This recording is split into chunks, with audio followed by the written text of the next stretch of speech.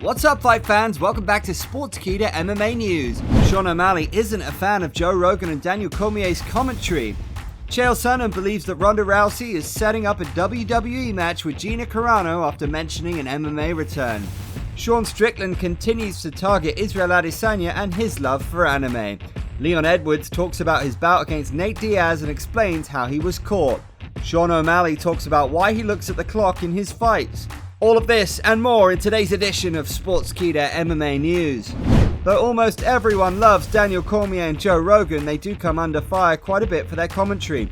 Sean O'Malley is amongst the growing list of fighters that aren't exactly pleased with the commentator booth during his fights. As Sugar watches his fights back, he noticed that Rogan and Cormier almost view leg kicks as O'Malley's kryptonite. When on the DC and RC show, O'Malley brought this up.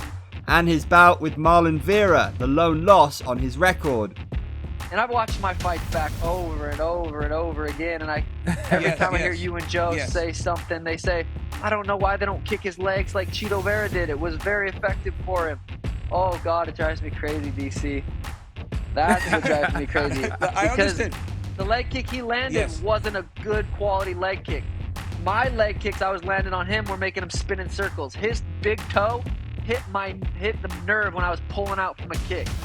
O'Malley doesn't like that Cormier and Rogan can make it sound like the blueprint is laid out to beat him, when in reality fighters kick his legs all the time and aren't super successful with it. Cormier is one of the most liked analysts in the UFC, and he tried to vindicate himself a bit. I just want to say this. I'm not taking any shots at Sean O'Malley. I'm just trying to see, because I got to tell the viewer at home, what's the other guy's path? Let us know down below how you feel about Daniel Cormier's commentary.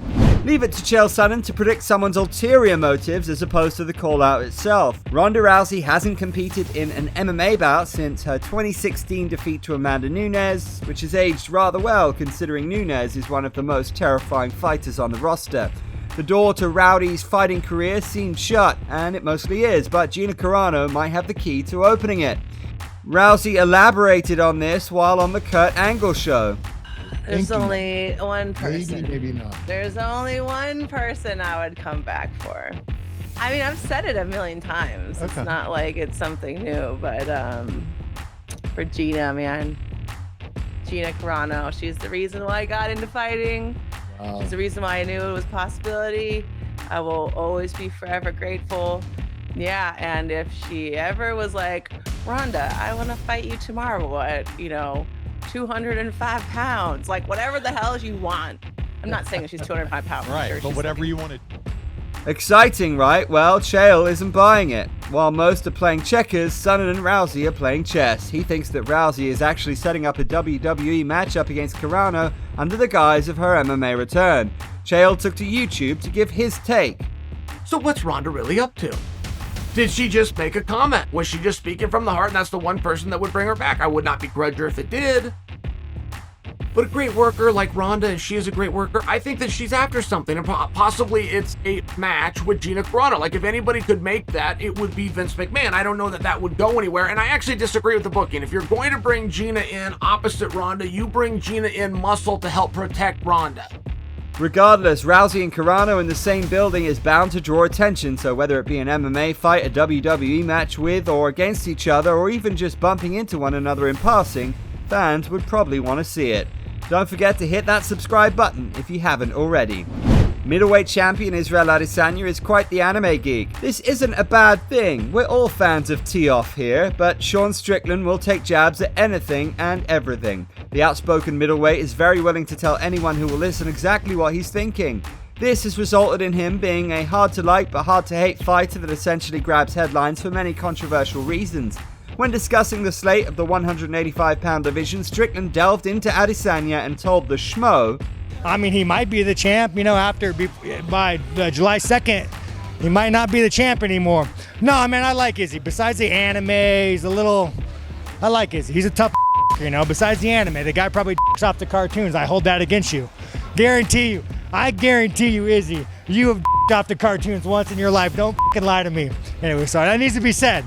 Strickland will fight Alex Pereira, a former opponent of Adesanya's, next month at UFC 276. The winner is expected to take on the winner of that card's headlining bout, Adesanya versus Jared Cannonier. Have any anime recommendations for Sean? Leave a comment down below.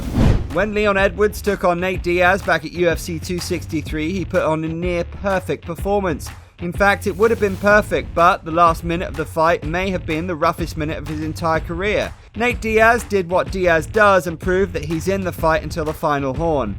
Diaz landed his signature left hand and rocked Edwards just as it looked like he was about to skate off with a super decisive victory. The victory was still decisive, but Edwards almost didn't make it long enough to bring the judges' scorecards into play. When he made an appearance on the Block Party podcast, Edwards admitted to perhaps becoming a little complacent. 29 minutes, I was scored him for. I kind of switched off because it's so easy. I got bored whilst I was fighting, and that's why I got caught with that shot. Otherwise, if it was let's say it was the second or first round, that would never have landed. The reason why it didn't land in the first and second round, you know what I mean? Cause I was alert, I was sharp then, but I thought, okay, the fight's kind of easy, to be fair, and I thought, okay, I was right at this last minute, and definitely caught me with that shot, but that's something I'm working on now with my coaches, and just staying sharp all the way through. Leon Edwards survived, won the fight, and is now officially scheduled to rematch Kamaru Usman in August for UFC 278. This is a rematch 7 years in the making. Both Edwards and Usman have been beyond impressive as of late, so this fight is sure to deliver. You know what? Let's talk about Sean O'Malley again. He's got cool hair and fun kicks. We really can't get enough of this guy. Along with the aforementioned kicking Sean in the leg commentary ordeal, O'Malley also noticed that Cormier has brought up that Sugar looks at the clock quite a bit. Perhaps DC looked too far into these glances at the clock. Checking the time can be seen as a sign of fatigue. It's like a fighter desperate to see that they're in the last 10 seconds of the fight, but not O'Malley, he just likes being aware. Also, while talking on the DC and RC show, Sean cleared the air on this.